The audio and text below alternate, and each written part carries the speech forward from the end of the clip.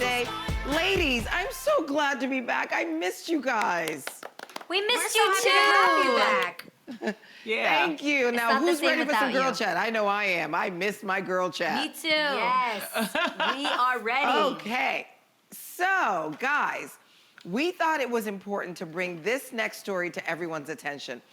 There's been a recent wave of horrific attacks against elderly Asian Americans in the San Francisco Bay Area.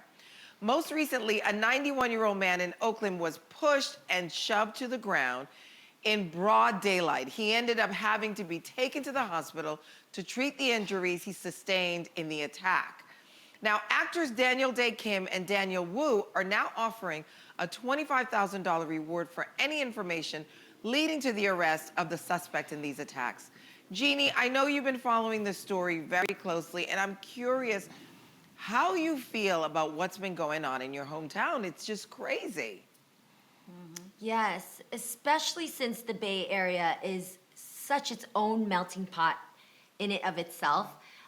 There's a lot of mom and pops that have built the Bay Area to be what it is, that are full of just mixed cultures, and everybody gets along. It really is the place that taught me about what inclusivity means and what diversity means. So to see this going on now, specifically targeting Asians and specifically targeting elders, is so painful to watch, because it's unbelievable to come from the Bay Area. And that footage right there isn't the only act that's happening. In the last 2 weeks alone, it's been open season on elder Asians. So there have been over 20 different attacks, robberies, things where that man right there was an 84-year-old Thai American who was killed after that brutal attack. It's just by getting pushed for no reason. There's no suspect. There are suspects, but nobody has been taken in yet or has been found guilty for this. And for me, the first thing that comes to mind is, it's an unspoken responsibility as humans, as members of a community, to protect our elders. Like that's just, you don't even have to teach your kids about that. We just know, we were raised by elders. It should be just natural for us. So to see that our elders out there can't even take a walk, can't even go to the bank. The Oakland Oakland Chinatown Commerce actually warned Asians now, because Lunar Year is coming up, to not go to the bank and withdraw money and put them into the red envelopes like we usually do. To now have a buddy that is younger than you when you walk. These basic tips are now being given because it's not safe. And I'm afraid for my grandmother, because she takes walks in her neighborhood, and we've actually made a call to her and said, you have to stay inside, you can't go out anymore. But this brings up a bigger issue that we haven't spoken about, and it's something that I've had conversations with in my family and within our different sectors of our communities of Asians, but we haven't spoken on a bigger spectrum, and I really want to bring attention to this. And it's especially when I saw that 2020 really highlighted how much white supremacy still exists and how much it hurts the Black community. It's dangerous to our community when it comes to protecting our Black brothers and sisters. But the problem is, white supremacy not only feeds off of destroying the allyship with Black communities, but it also targets homophobia and hate against Asians and xenophobia. And that, to me, is the problem that we have to now look at anti-Blackness within our Asian community as well. There is an unspoken tension between Asian and Blacks. I've heard it in my family. I've seen it within different communities. Really? It exists, and it actually has a lot of resentment and a lot of pain that requires healing. You know, the newer generation of Asian Americans that understand BLM and understand what it means to be inclusive in our circles of our communities, it's not enough. We actually have to grow an alliance with our older generation and our newer generation to understand that racism kills everybody. It's not just Black versus Asians. It's not just Asians versus Black. It's not white versus Black. It's all around. We need to protect one another. And we're within the working middle class communities, Black and Asian and entrepreneurs thrive.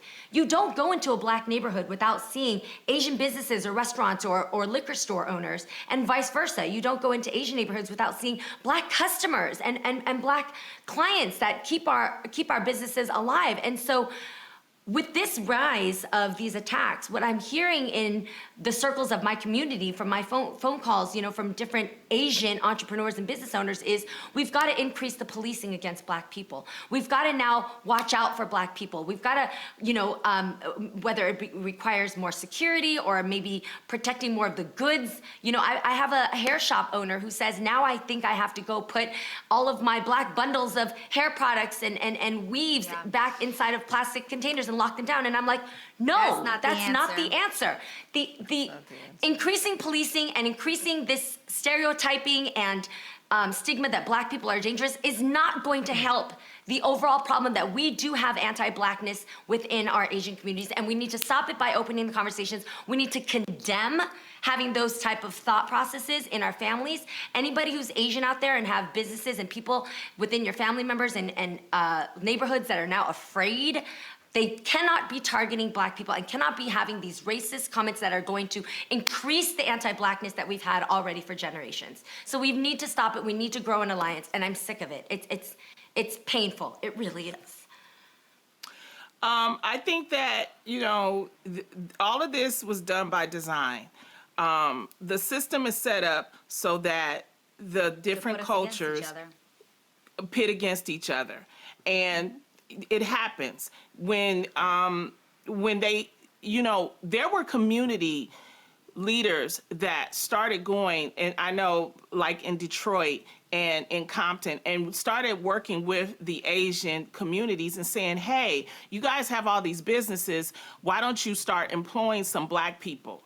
The issue is that this is the reason why on this show we keep saying we need to have culture studies in schools so that people understand how different cultures act. For some Asian people that, moved here in the 70s, they never got an introduction to Black people. You know how they find out about Black people? On the news. And you know what? Most of the times on the news about Black people? Right. Negative stuff. Crime. So it's in their psyche that all Black people are robbers and they steal and they're this and they're that. Exactly. It's a part and of so the system. we have to come together as a community. And also I want to say that in Oakland, they did reduce the police force budget by 50%. So the Oakland mayor is saying that, hey, we can't even put police, more police patrols on the street because they took away our budget. See, this is the reason why we all have to talk about this kind of stuff. Yeah. When we say, defund the police, we're talking about, not take away the money, but actually reallocate it. Exactly. So that and I do believe, Jeannie, in some of those cases, the people were mentally ill. There's no way that you could be a decent human being, I don't care what color you are, and you knock down a 91-year-old person. That one man knocked down a 91-year-old, then he turned around and knocked down a 55-year-old, then he turned, that's some type of mental illness, which goes back to the fact that in our communities, we don't get mental health care, we're not getting jobs, and so you're putting all these people that have these problems in this community.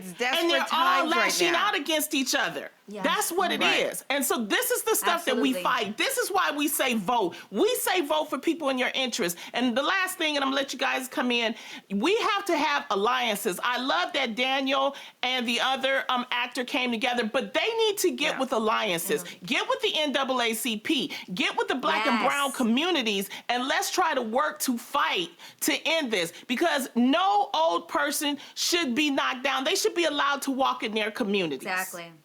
Exactly. I think that it's wildly important. No, you preaching right now, Lonnie. You preaching. Yeah, no, it's good. I absolutely agree 100% because, again, this goes back to systemic racism. But also, while we're still in the fight for Black Lives Matter, I also think it's important that we don't say, because we're in the fight for this, we also can't fight for others. You understand what I'm saying? I think that that's also important to recognize. And I actually saw this all together because absolutely we should step up and fight for injustice everywhere. That's Martin Luther King right there, okay? Injustice everywhere. It's an issue for all of us, and we should recognize it that way. And I get that sometimes we can, obviously have some resentment. Like you just said, Jeannie, you explained the history between Asian community and the Black community, and why there might be some tension there. But I also thought this was awesome that actually an Asian fashion blogger wrote this on their page, and I wanted to share this because I thought it was a great example of how we can just look out for one another, and that it doesn't have to be one or the other. It doesn't have to be that we're fighting for Black Lives Matter, so Asians have to die on the street getting pushed, or that we have to fight for the Asians on the street, so now we have to make all Black people look like dangerous criminals. Guys, we have to wake up. So listen to this. As Asian Americans, we can call for accountability for violence against our people while also not perpetuating the racist narrative that Black people are a danger to our community. Let's deeply consider who benefits from ignoring Asian hate crimes and painting Black folks as villains. Pay attention, folks. Ooh. That's all I'm saying. Exactly. That's what I just said. Attention. Very good point. You know, they're just trying to use us against each other, and we are all one. We definitely have to work together. Yes, and also not only of the other communities, but I also speak to Asian people. Asians tend to stick to themselves, and they don't feel the need to speak up and speak out. And that means not only against attacks towards themselves, but attacks towards our other communities. It's something written within, I don't know, the older generations, but even the news piece that I had shared with the gentleman that was recycling cans in San Francisco, if you guys remember, and he was berated and beaten for doing so. He didn't want, we brought attention to him, everybody else, I mean, he was a social media viral piece of news, and he didn't want any of the attention and never went to the authorities himself. And all of these news pieces that you see as you check out these news pieces, yes, the average elder Asian is not going to go to the police. They're not going to speak up. And they instead harbor it, and it turns into the resentment and the anger towards the Black community or whatever race it was that attacked them. So that's the wrong way to handle things. But it's also a weird, sick-minded thing where a lot of Asians don't feel valid. A lot of Asians don't feel that we will make mainstream media. So don't bring it up. Instead, we got to handle it on our own. And that's the part that we need to break as well. Jeannie, you and I always talk about that, and I think that has a big part to do with the immigrant experience, which a lot of us don't know what that is. We don't have conversations about what is the immigrant experience when you get to this country where you don't feel of value. You're hush-hush because you're just happy to be here. We need to start having these conversations, because I saw that in my own family where it was like, you don't question the white man, just be happy that you're here. Like, just be quiet. You don't go to the doctors because whatever they're saying is the right way. Yes. You don't question them. You don't do research for yourself. If they told you that's the way it is, that's the way it. I mean, there's so much to be discussed inside of that. Absolutely. I mean, my family came, I'm an immigrant, and when we came from Haiti, it was really like you just follow the rules and you want to be quiet and you don't make too much noise. And you don't use your rights. It's such a privilege to be in America. And I think a lot of that silences you and you think you don't have the right to have a voice. You don't have a right to say something. But I have to say, what you guys have all said is really right on. The fact that systemic racism has shown us in such a light that there's a whole community that's afraid of us, that's afraid of speaking up. And the fact that elderly people are getting hurt, to me, is the ultimate in disrespect, is the ultimate in the lack of humanity for someone to hurt someone who's, made it this far in life. And, this is what you do to them. It's just horrific. When we already have we're COVID. Talking about this. I'm so happy when we already have COVID that's taking out our elders, that is already attacking them at unsurpassable rates. I mean, it's just, it's painful. So I appreciate us being able to have this conversation, you guys. Thank you so much. For sure. Me too. And look out for one another. It doesn't matter what race you are. No, it doesn't matter at all. But I'm glad we're going to talk about this, and we're going to continue talking about it.